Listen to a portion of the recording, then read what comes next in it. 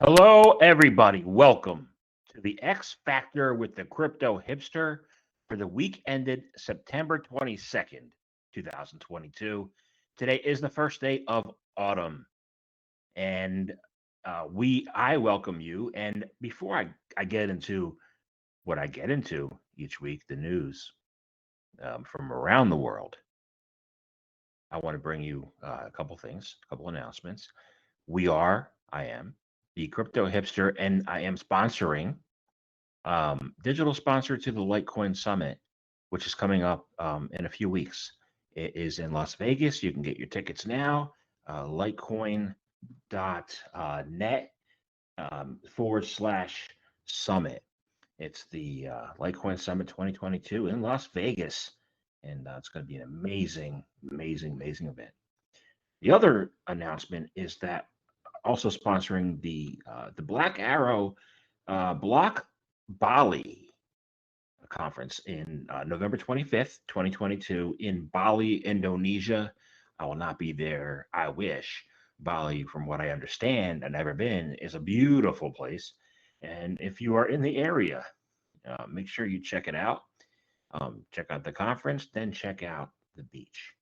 So let's get into our news for the day from around the world, and uh, a big news, a big event is the CTFC, and we're starting in the U.S. CTFC, which is the U.S. Commodity Futures Trading Commission, has really been criticized because they made a decision that is not popular. They filed a federal civil enforcement action against members of the decentralized autonomous organization DAO, DAO, over digital asset trading violations. Yesterday, Thursday, the CFTC stated that um, it filed and then simultaneously settled charges against the founders of B0X, also for their role in illegally offering leveraged and margin retail commodity transactions in digital assets. Now, what's the deal with Uki? Um, you know, Basically, the CFTC alleged that UkiDAO operated the same software protocol as B0X and violated some laws. And whatever those laws are, basically, they're saying that, and this is a bad precedent, or could be a bad precedent, that the liability for DAO token holders could be based on their governance, which means that anybody who has a DAO token who is involved in governance could be liable. It means basically you can't hold a DAO token, which makes no sense. DAOs are, an excellent alternative to the traditional corporate board structure. And so this is something to be followed how this plays out. Also in the US, um, this is a big deal because I interviewed this company. BTC mining firm, Bitcoin Core mining firm, Compute North, filed for bankruptcy. Uh, Compute North has filed for Chapter 11 amid growing pressure on the firm due to the effects of crypto winter, which is what we're going through right now. It's winter 2.0 actually, but and also rising energy costs. Okay, the firm CEO Dave Perel has stepped down but will remain on the board. Why do they do that? When the CEOs fail, they stay on the board. I don't get it. But anyway, um, you know, so they filed for bankruptcy in the Southern District of Texas, and we'll have to see what happens. I interviewed them last year, over a year and a half ago. What I really liked about that was, at the time we talked about, a lot of the environmental accusations about Bitcoin, which just weren't true. Centralized data centers like Amazon and Alibaba take up way more energy use than Bitcoin, but um, Bitcoin obviously is affected by the energy prices. So unfortunately, they declared Chapter 11. So moving on, we're going to go to stay in the Americas, and we're going to go to Argentina. Um, there's a company called Bitso. and it introduced crypto QR payment tool in Argentina. Bitso will start rolling out the payment tool in September end of this month, and will allow wallet users to pay with crypto at physical stores via QR codes from Mercado Pago, Modo, and others that are authorized by the Argentina Central Bank. This is going to be a theme today that the central banks are trying to get more involved. Um, but using a QR code, and they'll be able to people will be able to pay, at supermarkets, restaurants, and other stores around the country. And people are saying that it's an alternative to the peso, which is great. Um, so going over to Europe, we're going to go first with the UK. The UK government has introduced a bill aiming at empowering authorities to seize, freeze, and recover crypto. Okay, remember what I said about the central banks getting more involved this week. So, King Charles, the new king, has announced the bill. Both houses of the UK Parliament say it was aimed at tackling illicit finance, reducing crime, and helping businesses grow. Uh, the Economic Crime and Corporate Transparency Bill in Parliament, as a part of efforts to drive dirty money out of the country. The bill contained provisions for cutting down on red tape around confidentiality liability and granting law enforcement the authority to compel businesses to hand over information which could be related to money laundering or terrorist financing, including crypto. What they should do is, about a year ago, there were some people who were caught in the airport in the UK smuggling gold bars in their butts. And so you can say any kind of money can be laundered. Crypto has transparency to see where it's going. So I don't know what they're going with that. But hey, what do you think? What do you think?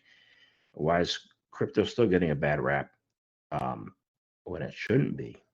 So moving over to the Netherlands.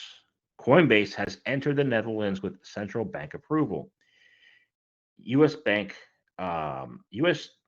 based cryptocurrency exchange Coinbase continues its aggressive expansion in Europe, with the latest regulatory approval coming from the land of tulips, which Netherlands, I knew that there was tulip mania back in the 1500s, but I didn't know it was Netherlands. Anyway, it's good to know.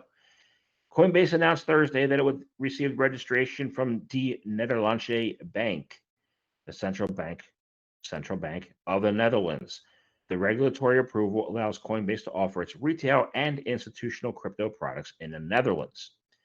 According to official DNB records, Coinbase is a major international exchange that is approved by Dutch central bank to operate crypto services alongside local crypto firms. So, okay, that's great news. Awesome. What do you think? Think there's room for expansion in Europe? If so, what will that look like? Who are the players? How's it's going to affect people like Binance who are global? And so that's the Netherlands. Russia. Got to talk about it. Russian officials approved the use of crypto for cross-border payments. Um, the Bank of Russia and the country's Ministry of Finance have reportedly reached an agreement allowing cross-border settlements in cryptocurrencies. According to a report yesterday, lots of activity yesterday, but according to a report yesterday from Kommersant, Russia's Deputy Finance Minister Alexei Moisev said the government department has agreed on the whole with the central bank over a rule that would let residents send cross-border payments using cryptocurrencies. The proposed policy change was aimed at allowing Russian nationals access to digital wallets. Just 3 months ago, the central bank had announced the ban, so they are shifting. They're shifting their policy toward allowing the cryptocurrency, and you can make an argument that it's due to the current war status and the longer time frame than they maybe had thought they would be in Ukraine. Keep an eye on that. So, what are your thoughts What do you think? Let us know. Well, let me know, and then I'll let us know. So, if that makes any sense. Asia. Let's move on to Asia. Okay, the first place to talk about Asia is overall Asia, and then we'll get into the countries. According to a report, NFT's biggest on ramp to crypto in Central, Southern Asia, and Oceania, a report. So, according to a Wednesday chain analysis post titled Crypto Adoption Steadies in South Asia, Soars in the Southeast, the NFT related actions have accounted for 58% of all web traffic going to crypto services from the region in the second quarter of 2022.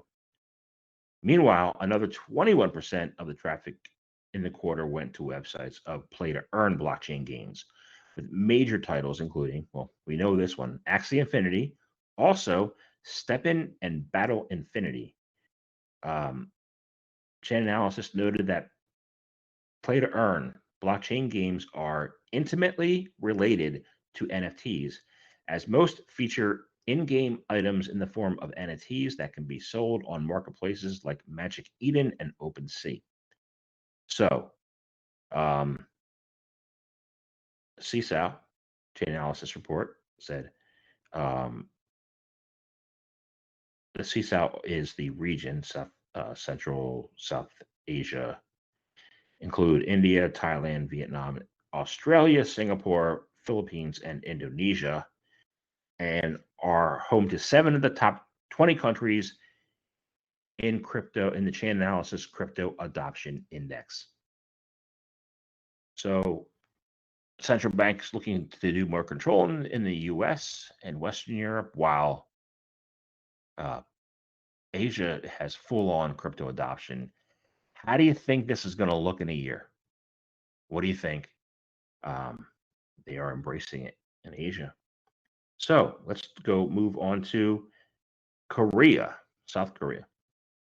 Korean crypto bank partners with Blockdaemon to offer retail staking services. So Delio, the crypto-focused finance company Delio, has partnered with Blockdaemon to launch a retail-focused staking services. Interest for retail, which is great, giving customers a more seamless way to earn rewards on their digital asset holdings. Delio staking services expand its existing crypto bank offerings, which include lending, deposits, and deposit accounts. The company announced Thursday. A new service offering is powered by blockchain infrastructure provider Blockdaemon, who provides a suite of institutional staking products. So an exchange is working with an institutional organization to provide interest earning opportunities for retail. How do you think that differs in the US, and why is Korea doing it right? Moving on, we move on to Japan. In Japan, I just interviewed a man in Japan a couple of days ago, James Ryan, and that was an amazing conversation. So, Japanese banking giant Nomura launches digital ecosystem VC arm. Nomura, one of the largest investment banks in Japan, has established a venture capital arm aimed at investing in companies focusing on crypto and blockchain. On Wednesday, Nomura said the business, named Laser Digital, will provide new value in the area of digital assets for clients under the Swiss-based holding company Laser Digital Holdings AG. The investment bank said it chose Switzerland based on its robust regulatory regime for digital assets and blockchain projects, in addition to potentially recruiting talent. So here's an Asian company that is partnering with Switzerland, who has a very positive regulatory framework for crypto, and we'll see how that goes. And staying in Asia, going on to Hong Kong, the Hong Kong Monetary Authority provides update on retail CBDC, central bank digital currencies, that may become a DeFi on ramp. Okay. The Hong Kong Monetary Authority published a paper outlining the state of research on its proposed retail central bank digital currency and plans for its further development. This is the third paper that HKMA has published on the E crypto central bank, Hong Kong dollar, really, as the proposed RCBDC would have a two-tier structure consisting of a wholesale interbank system and the retail user wallet system. No wholesale Hong Kong CBDC has been introduced yet, but research began in 2017, 4 years ago, 5 years ago, actually now. The paper notes that while it appears the Hong Kong dollar might not have an imminent role to play in the current retail payment market, we believe prospective use cases for Hong Kong dollar can emerge quickly out of the rapid evolution or even revolution in the digital economy. So, why will Hong Kong's digital revolution succeed, or why do you think it might fail? Now we move on to the Middle East, and we have two countries to look at there. The first is Israel. Israeli crypto exchange receives capital markets license in country first. Israeli-based crypto exchange Bits of Gold became the first crypto firm in the country to receive a license from the Capital Markets Authority. As a result of attaining the license, Bits of Gold will be able to store digital currencies through secure custody in a Bits of Gold wallet they have been working on for quite some time. It will start providing a service that enables banks and other financial institutions to connect its digital asset service. So, recently, authorities in Israel have been putting restrictions on cash payments in the country as it tries to combat illegal activity and drive a transition to digital payments within the country. I'll say that again. Authorities in Israel have been putting restrictions on cash payments in the country as it tries to combat illegal activity and to drive a transition to digital payments within the country. What they're saying is digital payments are more transparent, they are more trackable, and they are the opposite of what legislators and bankers in the US say. So that's really compelling and interesting. Let me know your thoughts. And then moving on to Iran. Iran to begin crypto Rial CBDC trial, central bank digital currency again, despite possible lack of infrastructure. The Central Bank of Iran will make a pilot launch of a central bank digital currency this week. The Iranian Chamber of Commerce has announced. The so-called Crypto Rial has been in the planning stage for several years. The launch was originally planned for November, and the CBDC was intended to help improve financial inclusion and function as a powerful tool to the CBI to compete with other stablecoins globally. Experts in the country had concerns about the business preparedness to use a central bank digital currency, but they understand that digital wallets and the effect there's an effect on banks, and their aim is to counteract corruption that is pervasive in Iran in the cash system.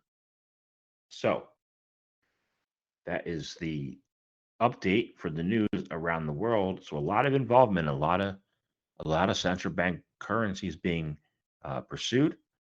Some from a perspective of freedom from terrorism, freedom from for the government to track better, and then others, the danger line there is surveillance.